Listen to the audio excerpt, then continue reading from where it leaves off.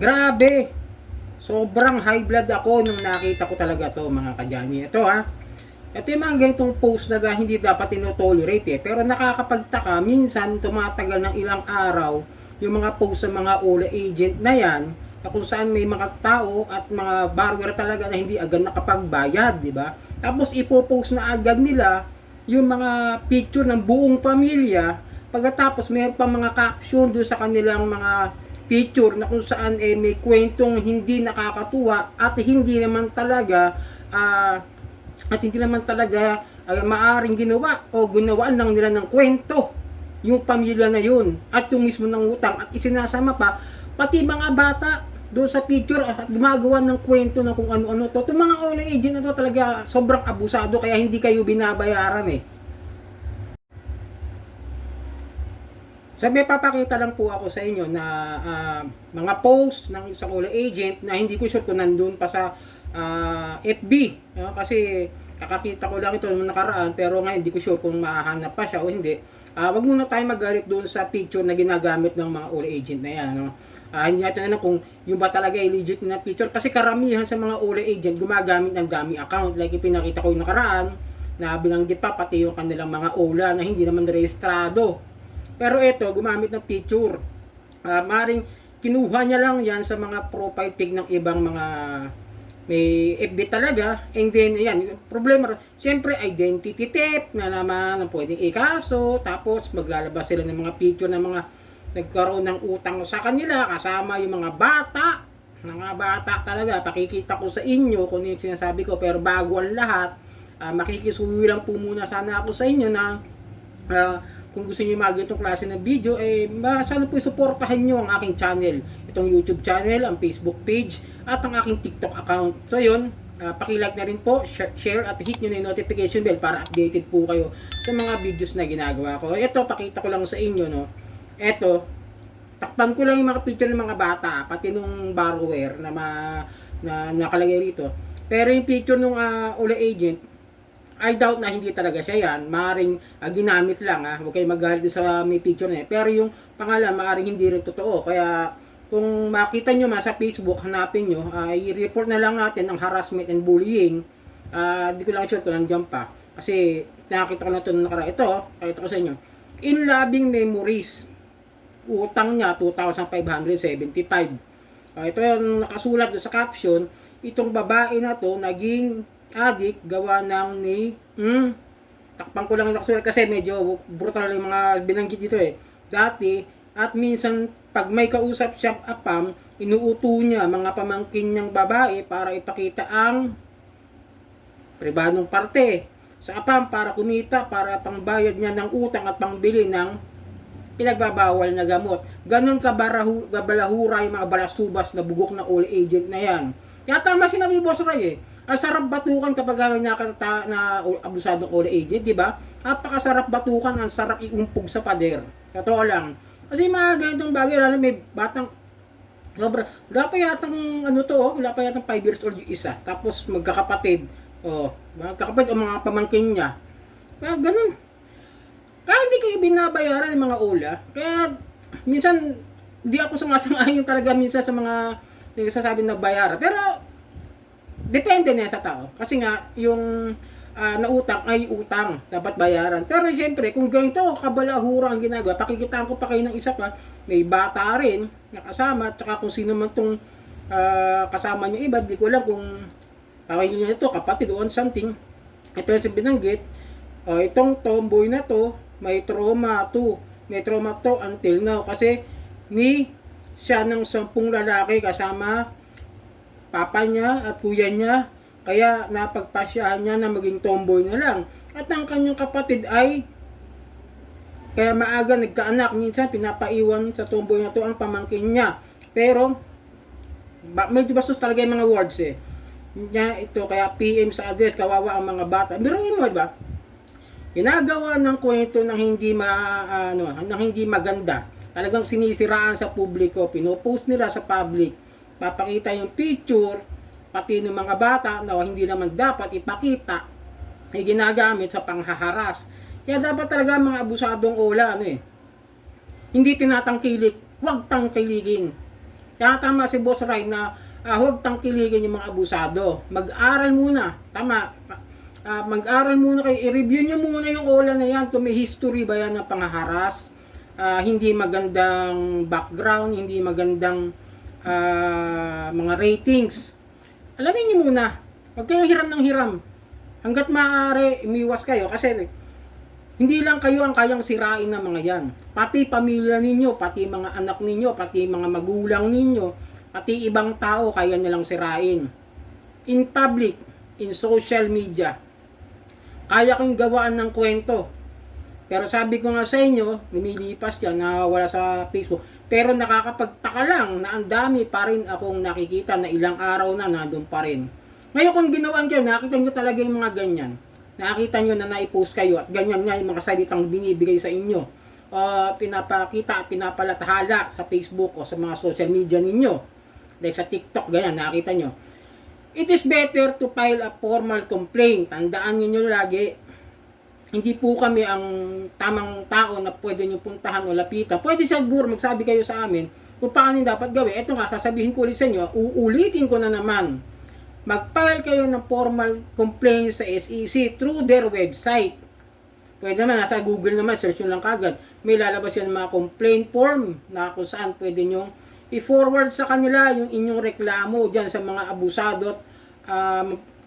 Hindi mabanggit may gusto akong sabihin talaga eh. Hindi ko lang ma-PI eh. Hindi ko lang maitumbok yung PI na yan eh, di ba? Yung mga yan, dapat talaga yan, nawawala na yan sa Play Store eh. Hindi katulad sa India. Sa India medyo mahigpit. Pag nalaman na ng harassment talaga kagad yan, o mga ola, ng pang-abuso, sa India ganun eh, meron silang sa Play Store, na kapag ni-report, automatic natatanggal. Pero gumagawa naman ng paraan, yung mga ola na yon na magkaroon ulit ng panibagong pangalan. Ganun ang ginagawa doon. Pero natatanggal talaga yung mga nila, yung ang balita ko doon sa India.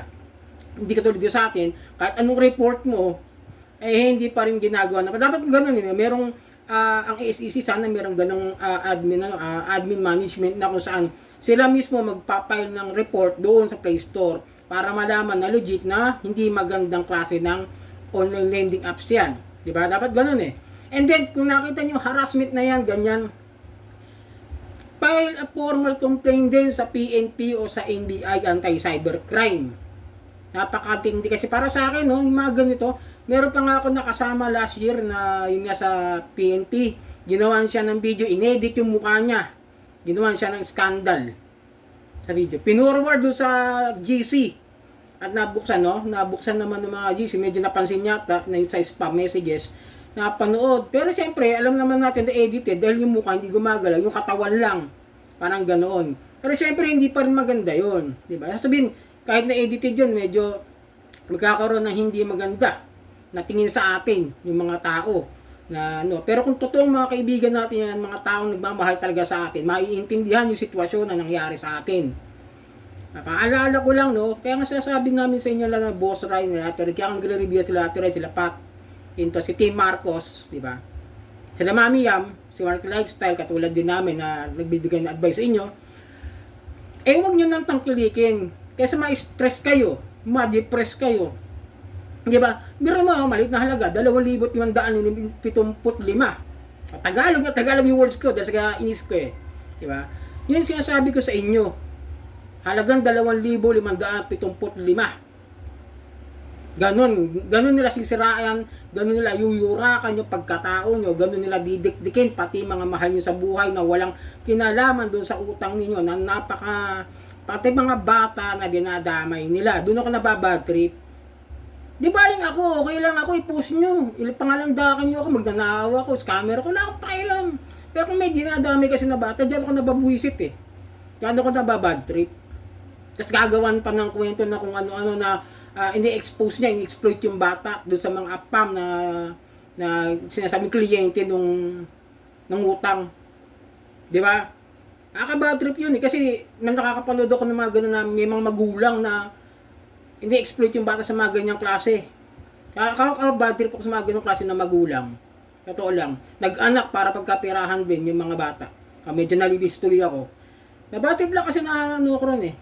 Pag bata kasi pinag-uusapan, nababad trip ako. Pag bata pinopost, nababad trip ako sa mga ola na yan. Kaya gusto ko malaman kung anong mga ola to eh. mautak lang din talaga, masyadong tuso yung mga masyadong OLA agent na yan. Gagamit din ng ibang picture. Siyempre, yung ibang picture na yan, pagkakamayan sila yun. Di ba? Siyempre, pag bibintangan nyo nasa picture na yun, hahanapin, kung mahanap mo, ibang tao pala yun, na nananahimik sa buhay, ginamit nilang profile picture. May bilad ako. Diyan talaga, bad trip talaga ako mga kadyani. Ako talagang malaki ang epekto sa akin kapag mga bata pinapahiya. Pag mga bata ginagawa ng hindi magandang exploitation. Diyan. Kaya sana maging aware kayo sa mga pinagdadaanan, no? Ako aware ako sa mga pinagdadaanan ng mga OLA victims eh. Isa rin akong biktima. Pero ngayon dahil nga malakas na loob ko, dahil alam ko gagawin ko just in case mangyari ulit yan. Pero hindi na mauulit yan dahil hindi na ako nangungutang sa mga abusado. Pinag-aaralan ko na sila. Paano ko sila lalabanan. Kaya ako wala yung sa asawa ko naman, mayroon nakaraan talaga. Pero hindi naman nagsunod-sunod na. Kasi alam ko gagawin ko. Ganun po yun. Alam niyo yung karapatan nyo, alam niyo yung rights nyo. I-report nyo. Always report para tambakan ng complaint ng mga OLA abuse, mga abusadong OLA yan doon sa SEC. At bahala na si SEC mag-file ng complaints sa PNP at kung kayo, pwede rin naman kayo mag-file sa PNP o sa NBI, Anti-Cybercrime. Ngayon, kung yung sa PAOK, medyo busy talaga yung PAOK. Pwede rin kayo mag-email kay Winston Casio. Yun, pwede kayo mag-formal mag-file ng complaint sa kanya. Kaso busy ngayon dahil nga medyo mainit yung issue about do sa Pogo, no? Yalis Guo. Yun na lang sabi ko lang, no? Lagi nyo lang isipin, no? Iwasan nyo na lang. Huwag nyo tangkilikin hanggat maaari. Pero mapahayo ka. Kaya hindi binabayaran talaga yung mga OLA eh. Kaya nagkakaroon ng epekto sa mental yan. Sa health natin. Stress, depression. May nakarami, nabalitaan ako may kumuha na naman sa sarili niyang buhay. Hindi ko na lang muna kasi nakakalungkot lang na dahil sa utang, yun, depressed, kinuha niya yung sarili niyang buhay. Ayan, nakakalungkot yun, mga ganun. Pati yung mga bata, tinan mo, di ba? Pati yung bata, ma-exploit mo ng ganun eh. Ano mangyayari sa utak ng bata na yun? Di ba? Pinahiya mo, sinabi mong ganun. Pag nakita ng mga kaibigan ng bata, ay, ano ka pala, ganito ka pala. Ay, ganyan pala yung nanay mo, ganyan pala yung kapatid mo, ganyan pala yung ate mo. Di ba? Pagtatawanan, ibubuli. Mga abusado talaga, sarbatukan eh. Tama, pagka nakakita kami talaga ni Bossay, babatukan namin pareho. Totoo lang. Tama si Bossay, sarap batukan, sarap yung pug sa pader. Tama yung galit ni Bossay doon, ha? Diba? Sabi ko eh, nakabuisit. Init talaga ng ulo. Kung nakakita ka, medyo kasi para sa bata, ako kahit gaano ka yan, siyempre may sumakulit talaga, yon. Pero huwag sana natin na-exploit. Huwag natin ginagamit pang haras sa mga bata para lang magbayad ng utang. Ang liit-liit na halaga. Pwede mong puntahan sa bahay. Totoo naman yun eh. Ako napupuntahan ako sa bahay. Pag pinuntahan ako, bayaran ko. Pero hindi ko kayang bayaran ng buo. Yun lang. Unti-untiin ko, kakausapin ko na pwede ba i-settlement na installment ulit. Hanggat maaari, pwedeng pakiusapan kung papayag na monthly at kung ano yung kaya kong ibayad sa kanila. Ganun, hanggang sa matapos. Pwede naman siguro. Pero kung hindi kayo pinupuntahan, ginaganyan lang kayo, hinaharas kayo, dadama yung anak ninyo, pamangkin nyo, kung sino man. Diba? Nakakainit ng ulo. Bad trip. Ika nga eh. Yak! Kadiri. Mga OLA agent, kadiri. Yak! So yun mga kadyan, ito lang po muna sa inyo. Maging aware po kayo, tingnan nyo lang lagi kung sakasakaling kayo ay nakagagawa ng GC, tingnan nyo lang sa spam messages ninyo at baka may post na nga sa inyo ron. Alalahanin nyo lang, medyo mag-alerto lang kayo kung kayo nakahiran na sa mga OLA. Yun lang po. Sana po itangkilikin nyo ang aking mga social media account, Facebook, YouTube at TikTok. Maraming po salamat. Pakilike na rin po, share, hit nyo na yung notification bell para updated po kayo sa mga videos na ginagawa ko rito.